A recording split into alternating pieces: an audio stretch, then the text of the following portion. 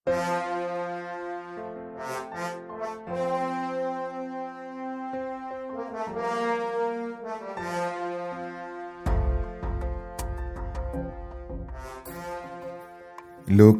അധ്യായം 9. അവൻ 12 പേരെയും വിളിച്ച് സകല പിശാചുക്കളുടെയും മേൽ അവർക്ക് അധികാരവും ശക്തിയും കൊടുത്തു. അതോടൊപ്പം രോഗങ്ങൾ സുഖപ്പെടുത്താനും ദൈവരാജ്യം പ്രസംഗിക്കാനും രോഗികളെ സുഖപ്പെടുത്താനുമായി അവൻ അവരെ അയച്ചു. അവൻ പറഞ്ഞു, യാത്രയ്ക്ക് വടിയോ സഞ്ചിയോ അപ്പമോ പണമോ ഒന്നും എടുക്കരുത്. 2 ഉടുപ്പും ഉണ്ടായിരിക്കരുത്. നിങ്ങൾ ഏത് വീട്ടിൽ പ്രവേശിക്കുന്നുവോ അവിടെ താമസിക്കുക, അവിടെ നിന്ന് പുറപ്പെടുകയും ചെയ്യുക. നിങ്ങളെ സ്വീകരിക്കാതിരിക്കുന്നവരുടെ പട്ടണത്തിൽ നിന്ന് പോകുമ്പോൾ അവർക്കെതിരെ സാക്ഷ്യത്തിനായി നിങ്ങളുടെ കാലിലെ പൊടി തട്ടിക്കളയുവിൻ. അവർ പുറപ്പെട്ട് ഗ്രാമങ്ങൾ തോറും ചുറ്റി സഞ്ചരിച്ച് സുവിശേഷം പ്രസംഗിക്കുകയും എല്ലായിടത്തും രോഗശാന്തി നൽകുകയും ചെയ്തു. സംഭവിച്ചതെല്ലാം കേട്ട് ഹെറോദസ് രാജാവ് പരിഭ്രാന്തനായി.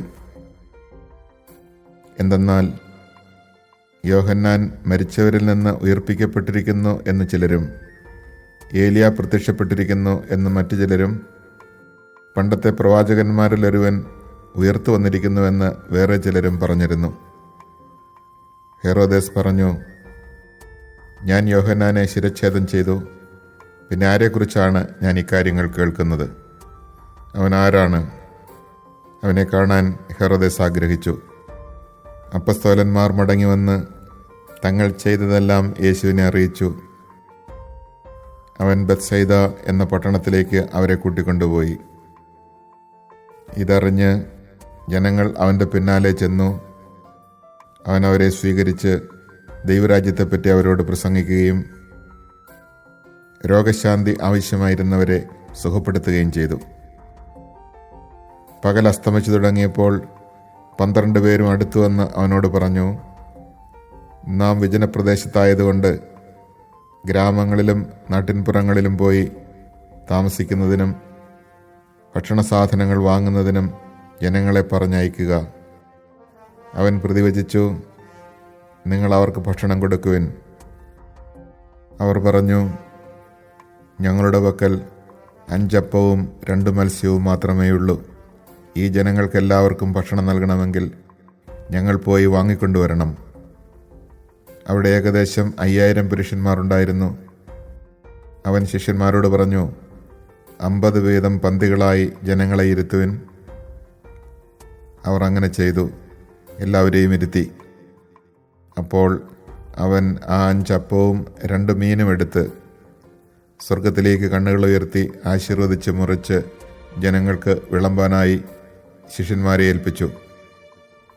എല്ലാവരും ഭക്ഷിച്ച് തൃപ്തരായി. ബാക്കി വന്ന കഷണങ്ങൾ 12 കുട്ട നിറയെ അവർ ശേഖരിച്ചു. ഒരിക്കൽ അവൻ തനിയെ പ്രാർത്ഥിക്കുകയായിരുന്നു. ശിഷ്യന്മാരും അവൻ്റെ കൂടെ ഉണ്ടായിരുന്നു. അപ്പോൾ അവൻ ചോദിച്ചു, ഞാൻ ആരെന്നാണ് ജനങ്ങൾ പറയുന്നത്? അവർ മറുപടി നൽകി,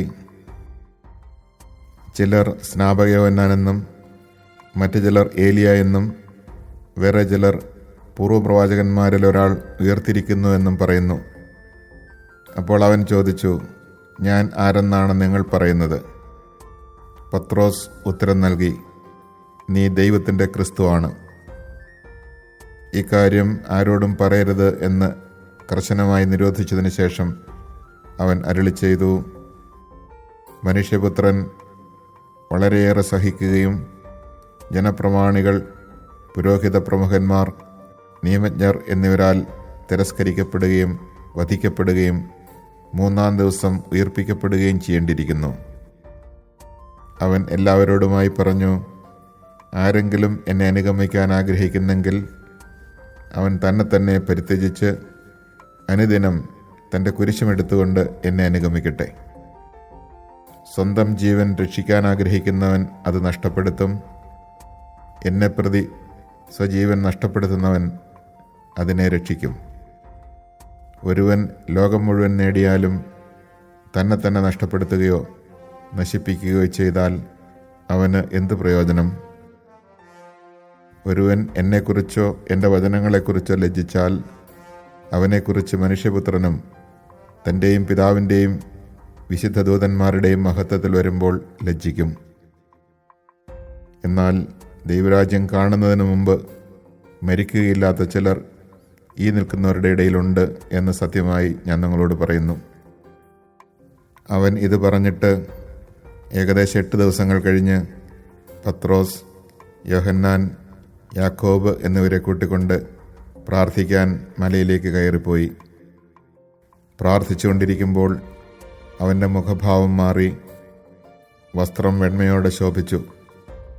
അപ്പോൾ 2 പേർ, മോശയും ഏലിയായും, അവനോട് സംസാരിച്ചുകൊണ്ടിരുന്നു. അവർ മഹത്വത്തോടെ കാണപ്പെട്ടു. അടുത്തു തന്നെ ജെറുസലമിൽ പൂർത്തിയാകേണ്ട അവൻ്റെ കടന്നുപോകലിനെ കുറിച്ചാണ് അവർ സംസാരിച്ചത്. നിദ്രാവിവശരായിരുന്നിട്ടും പത്രോസും കൂടെയുള്ളവരും ഉണർന്നിരുന്നു. അവർ അവൻ്റെ മഹത്വം ദർശിച്ചു. അവനോടുകൂടെ നിന്ന് ഇരുവരെയും കണ്ടു. അവർ പിരിഞ്ഞു പോകുമ്പോൾ പത്രോസ് യേശുവിനോട് പറഞ്ഞു, ഗുരു, നാം ഇവിടെ ആയിരിക്കുന്നത് നല്ലതാണ്. ഞങ്ങൾ 3 കൂടാരങ്ങൾ ഉണ്ടാക്കാം. ഒന്ന് നിനക്ക്, ഒന്ന് മോശയ്ക്ക്, ഒന്ന് ഏലിയായ്ക്ക്. താൻ എന്താണ് പറയുന്നതെന്ന് അവന് തന്നെ നിശ്ചയമില്ലായിരുന്നു. അവൻ ഇത് പറയുമ്പോൾ ഒരു മേഘം വന്ന് അവരെ ആവരണം ചെയ്തു. അവർ മേഘത്തിനുള്ളിലായപ്പോൾ ശിഷ്യന്മാർ ഭയപ്പെട്ടു.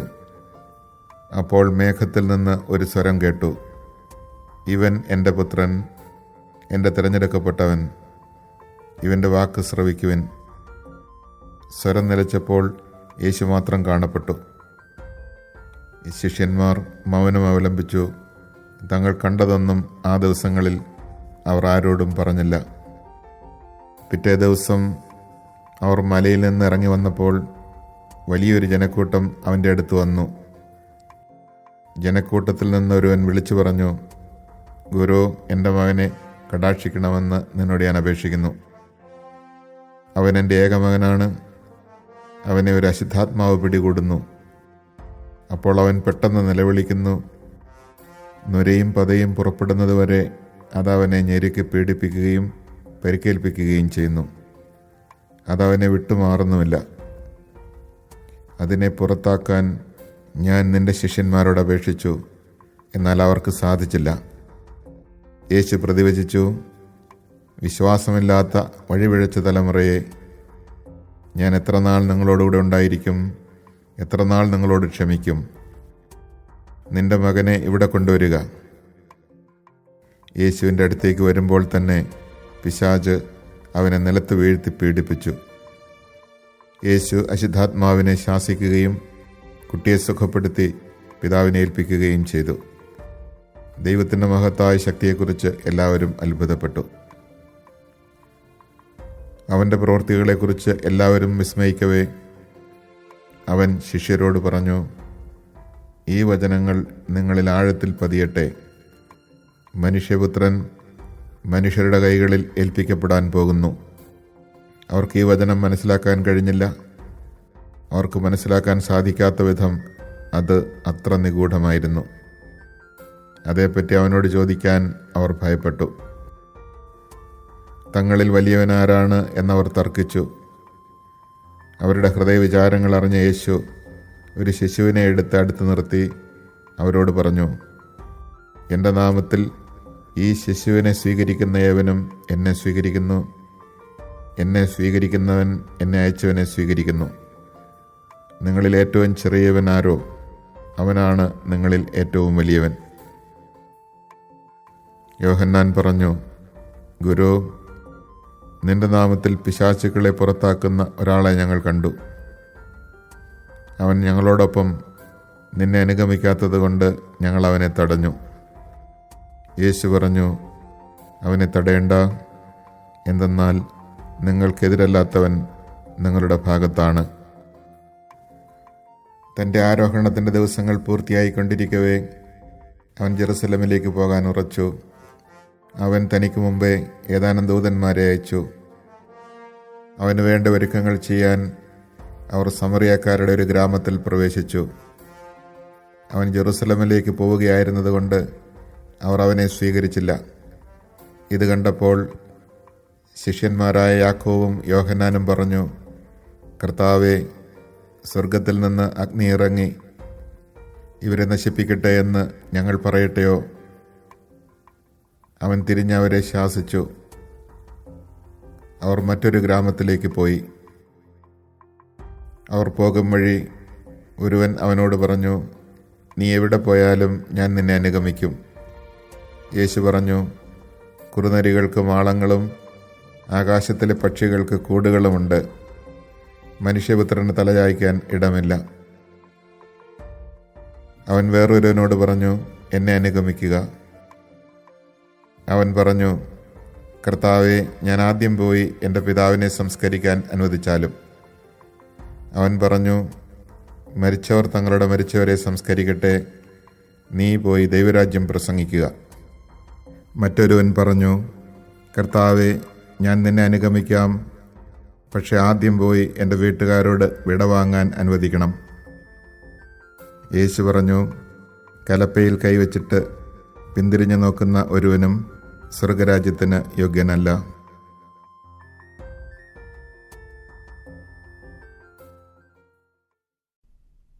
Chapter 9. He summoned the 12 and gave them power and authority over all demons and to cure diseases, and he sent them to proclaim the kingdom of God and to heal the sick. He said to them, Take nothing for the journey, neither walking stick, nor sack, nor food, nor money, and let no one take a second tunic. Whatever house you enter, stay there and leave from there. And as for those who do not welcome you, when you leave that town, shake the dust from your feet in testimony against them.